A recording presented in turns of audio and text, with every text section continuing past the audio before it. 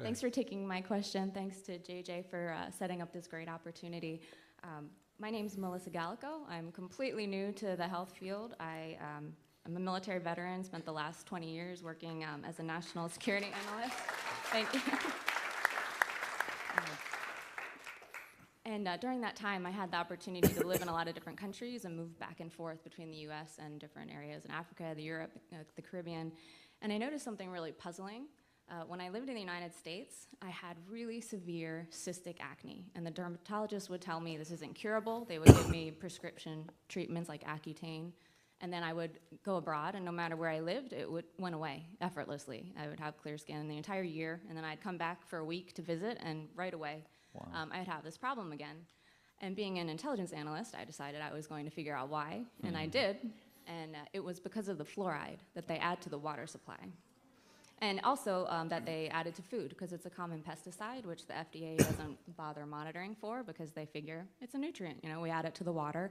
It's really not worth our time to monitor fluoride. Even though EPA sets standards for the residue tolerance, nobody is actually testing for it. So it took me about a year to figure out how to live in the United States and not have horrible cystic acne. And I did that, and I started writing about my experience online, and I connected with so many other people who had the same condition and didn't know it, because, you know, when you live in a fishbowl, how do you know that you're surrounded by water?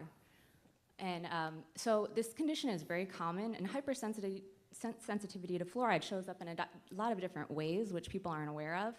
And I know that Dr. Hyman and Dr. Oz and Dr. Mercola and so many of our alternative health leading advocates have talked about the dangers of fluoride, whereas the mainstream opinion is that it's completely safe for everyone, no matter how much you drink or how much you've been exposed to it over your lifetime, because it does bioaccumulate in your body and stays there for decades. So my question to you is, I noticed that a few years ago you signed a resolution declaring fluoridation the greatest public health achievement of the 20th century, or one of the top 10. And I don't blame you, because that's the information that you're getting from all these government agencies. But as Dr. Hyman pointed out, the science is corrupt, because there's so many corporations that have a very deep public interest in maintaining that myth that fluoride is completely safe and effective for everyone. I've talked to mothers who have autistic children who can't even shower in fluoridated water because they just end up in screaming pain. And they've petitioned their state senators, their local water authorities, and the federal government, the EPA. This has been going on for decades, obviously. It's such a controversial issue.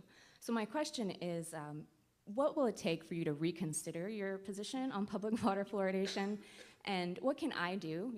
I've been writing books, I started a petition, but what else can I do to help end this practice that I think, as someone who has studied national security for so long, I think this is the main topic, that I dedicated to focusing all my time on. I think it's just really unappreciated. And so I want to know, what can I do to end this practice that I think is so dangerous? Well, you've already got me to reconsider, so I want to get you with my staff who's here, and we'll talk, and I'd like a list of people who... Thank you.